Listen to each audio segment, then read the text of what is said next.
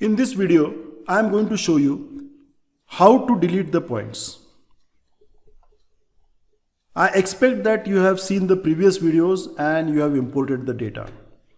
Here you will see we have around 50 to 70 points which I have drawn on the screen. There is a slight confusion when we say delete and when we say erase. Please see, I have selected these points and I am clicking the delete button on my keyboard. What I had done, I had selected the points from the screen and then I pressed the delete button on my keyboard. This is not delete, this is simply erasing the points from the drawing. The points are existing in the database. So suppose I redraw it, the points will come back. So you will see the points have returned.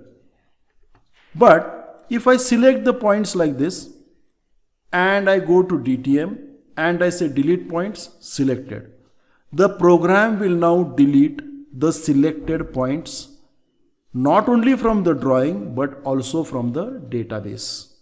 I say delete points selected. Yes. The points have gone. Now if I try to draw it again, you will see the points have not come back. So this is deleting the selected points. Now, again I will select some more points and I will say DTM, delete points, unselected. Now what will happen? The selected points will remain and the remaining points will be deleted. So those points which are not selected will be deleted. I am saying delete points unselected. You will see these points are available. All the remaining points have been deleted. So this way you can use delete points selected and unselected. I repeat, this delete is from the database. It is not only on the drawing. If you use the delete button on the keyboard, it will only delete from the drawing. There are another two options within boundary and beyond boundary. We will see those. For that I will read the data again. Read import. So we have a set of points over here. For demonstration purpose, I will draw a polyline. Please note it is a polyline, it is not a line. Please do not use the line option, use polyline. I will create a polyline which I am going to use as a boundary. I have drawn a polyline over here. I have selected it. Please note also I have selected it.